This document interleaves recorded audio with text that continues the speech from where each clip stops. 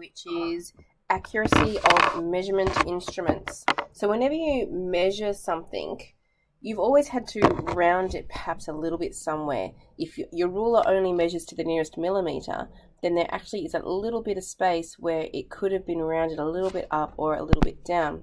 So let me just take a really easy number to start with.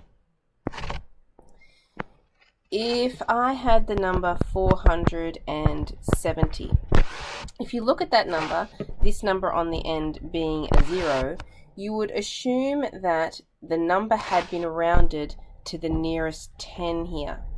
Okay, so that's second place there. So perhaps the number could have been anywhere from 465 to 474.999. We, just for ease sake, we say 475. Basically 5 either side of that 470, and we would round it to be 470. So basically what that means, what we're going to be doing today, whenever we are trying to find an error in a measurement, what you do is you multiply 0.5 by the smallest unit of measurement. So if it has been rounded to the nearest 1, you'll go 0.5 times 1. If it has been rounded to the nearest 1 decimal place, as in 0.1, you go 0.5 times 0.1. And we have a plus or minus at the front of that because it would be 0.5 bigger or 0.5 smaller. So let me show you some diagrams down here, what that means. A little bit more of a visual on how to understand that. If I had measured something to be 46 centimeters on my ruler, and you can see here I've only got 45, 46, and 47, if that were they were the measurements on the ruler. Anything from the 45.5 point onwards, we would have rounded up to be 46. And we're not trying to guess the in-between sections. We can only round it to the nearest whole number, 45, 46, or 47. And anything from 46.5, we would have rounded down to be 46. And so you can see that's a 0.5 higher and a 0.5 lower. However, what happens if we now have a ruler that can do 0.1 of a unit? So you've got 45.8, 45.9, 46.0, 46.1, and 46.2. Okay, so that would mean each one of those little spaces that I can measure to is a 0.1. That means if we do our formula, our 0.5 times by the 0.1 measurement that we've got there, that means that we've got a 0.05 on either side of that. So if I go 46.0 and I subtract 0.05, it means it could have been 45.95 below. Or 46.0 plus the 0.05 is 46.0. Okay, now I know that's probably still a little bit confusing. Let me show you the type of questions that you're going to need to do. So example number 1, give the limits of accuracy for these measurements. So the first thing you want to do is identify what has this been measured to. So generally you're looking at the last number that you've been given, and that's in the ones position. I've rounded that to the nearest centimeter. Okay, so I've measured that to the nearest 1 centimeter. Okay, to find out the error in my measurement using the formula that was in the box, we go, I'm going to write error here for you. Error is equal to plus or minus the 0.5 times by that smallest unit of measurement, which was 1. That makes plus or minus 0.5 centimeters. Okay, so that just tells you how much you have to add on and how much you have to subtract off. So if 24 was what I measured, if I go 24 minus the 0.5, I get 23.5 centimeters. And then I want to go to the next measurement where I want to add on the 0.5. So 24 plus 0.5 is 25. 4.5 centimeters. So what this means is I've measured something to be 24 centimeters, but it really could have been anywhere between 23.5 and 24.5 centimeters, and I've rounded it to that. Okay, let's repeat that. Let's do it a few more times. So in this next one, looking at the last number here, I have a 1 decimal place there, otherwise known as the tenths. So that means my smallest unit of measurement is 0.1 millimeters. Please remember to write your units down.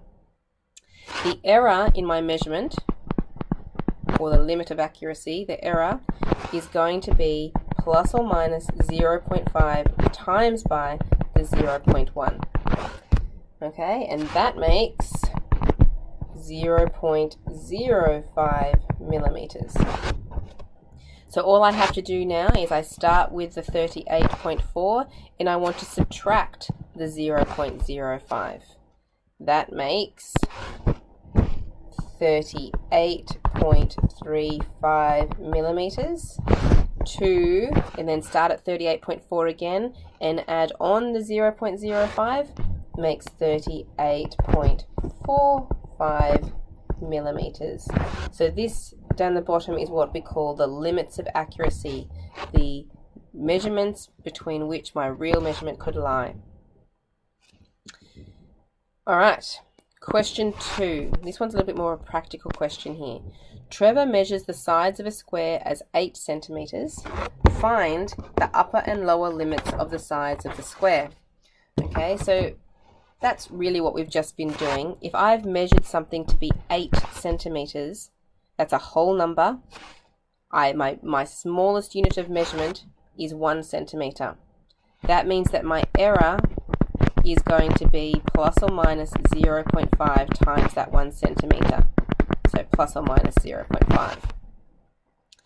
So I want to find the upper and the lower limit of this square. So that just means the highest and the lowest value that my measurement could have been between. So that's what I've been doing before. All I do is I go 8 centimeters minus the 0.5. That would be 7.5 centimeters. 2, and then 8 plus the 0.5 is 8.5 centimeters. Okay, but this question wants us to go a step further. What does this error, what is the consequences of this error if I wanted to find the perimeter? Okay, so it says find the upper and lower limits for the perimeter of this square. To find the lower limit, you use the lowest number in your limit up here that we've calculated previously. The lower number, that's the smallest measurement the side of the square could have really been, 7.5 centimeters. That means the smallest perimeter that the square could have had would have been 4 lots of that. Okay, perimeter, the square has 4 sides, so just 4 lots of 7.5, which means the smallest perimeter that that square could have had would have been 30 centimeters. The upper limit, okay, means that we want to use the largest side length of the square, and we want to find the perimeter of that. So 4 lots of 8.5, which means that that's 34 centimeters. So that little half a centimeter error that we had actually means that we could have a perimeter anywhere between 30 centimeters and 34 centimeters. What about if we wanted to see what happens to the area? What about the upper and lower limits for the area? So very similar to what we've just done, we're going to do lower limit again and an upper limit, but this time we're doing an area of a square. The area of a square is always the side length squared.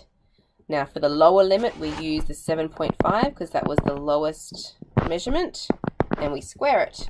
So that is 556.25 centimeters squared.